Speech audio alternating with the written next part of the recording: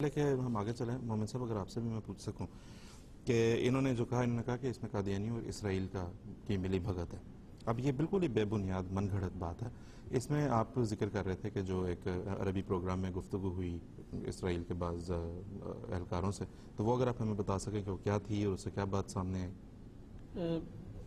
پچھلے دنوں مصر میں جماعت کے خلاف بڑا ہنگامہ ہوا اور بعض احمدیوں کو گرفتار بھی کیا گیا، اور ابھی بھی وہاں پہ ہمارے خلاف ایک اخباری مہم چل رہی ہے، بلکہ ٹی وی پہ بھی. تو اس کے رد میں ہمارے دوست محمد شریف عودہ صاحب نے کوابیر حیفا شہر جو اسرائیلی علاقے میں ہے، وہاں پہ اس کے نواح میں ایک بستی تھی جو حیفا شہر کا حصہ ہی بن چکی ہے. وہاں ہماری جماعت کا سن 28 سے مرکز ہے. تو وہاں سے انہوں نے ایک لائیو پروگرام کیا عربی میں، اور اس میں مختلف لوگوں، صحافیوں اور عربوں سے بات کی کہ ہمارے پہ یہ الزام لگایا جاتا ہے کہ اسرائیلی فوج میں یا اسرائیلی پولیس میں یا اور ایسے اداروں میں احمدی ہیں، بلکہ 600 احمدی ہیں اسرائیلی فوج میں. تو اس بارے میں آپ بتائیں، آپ ہمیں جانتے ہیں.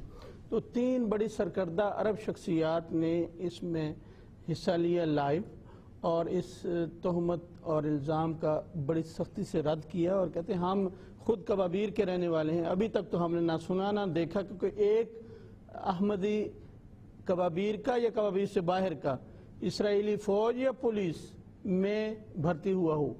جبکہ ہم جانتے ہیں کہ اور عرب اور مسلمان، جیسے دروز اور سرش کے علاقے کے بعد مسلمان، وہ اسرائیلی فوج میں بھی ہیں، پولیس میں بھی ہیں.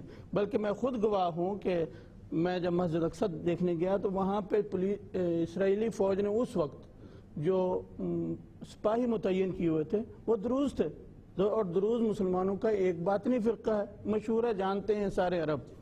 تو یہ بات اس میں 3 سرکردہ شخصیات نے کی، جن میں سے ایک اسرائیلی پارلیمنٹ کا عرب ممبر تھا اور اکا کے علاقے کا تھا، اور سابقہ ممبر تھا، اور 2 خود کوابیر سے عرب تھے.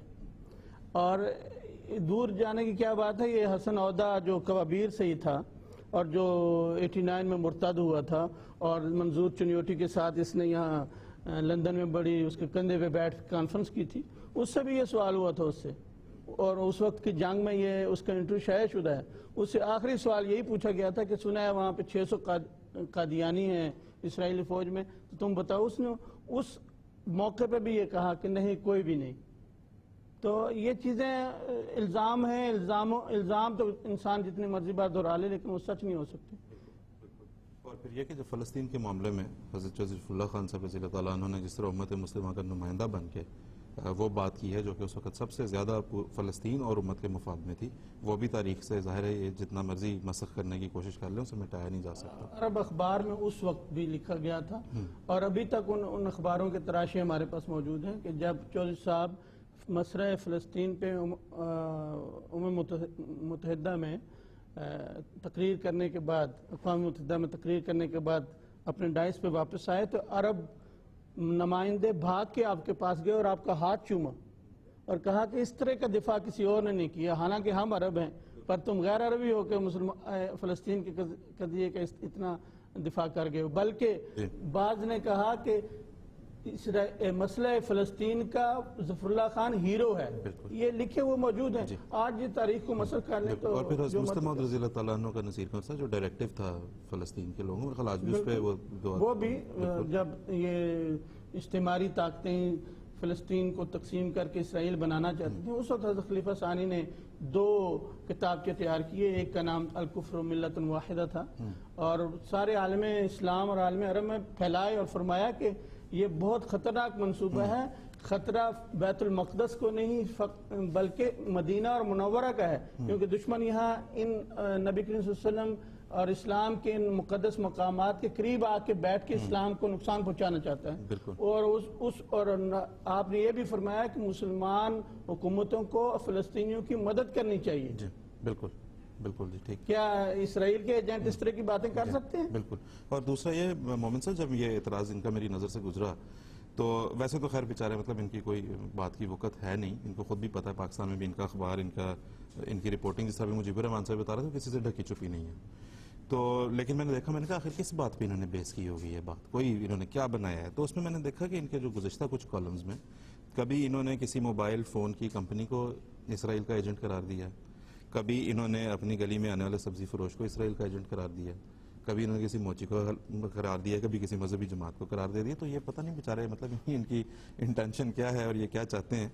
تو جی نصیر صاحب جی دلچسپ سی بات ہے. جی یہ جو آپ نے ایک بات اس میں کی نا کہ انگریزوں کے ایجنٹ ہیں یا عیسائیوں کے ایجنٹ ہیں، آئے دن اعتراض کرتے رہتے ہیں.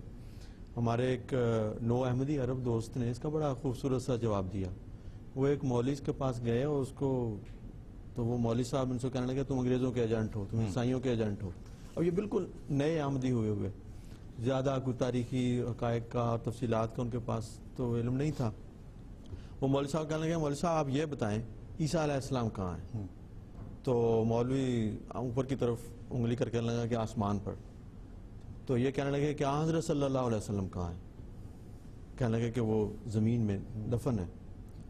تو پھر انہوں نے پوچھا کہ آپ یہ بتائیں کہ یہ عیسائیوں کا کیا خیال ہے کہ عیسیٰ علیہ السلام کہاں ہیں؟ کہنے لگے وہ اوپر ہے. عیسائیوں کا یہی عقیدہ ہے کہ عیسیٰ علیہ السلام زندہ آسمان پر ہے.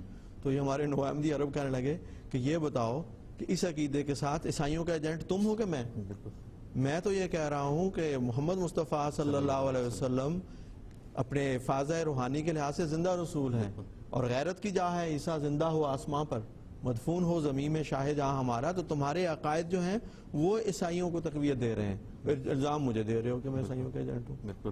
بہت بہت شکریہ.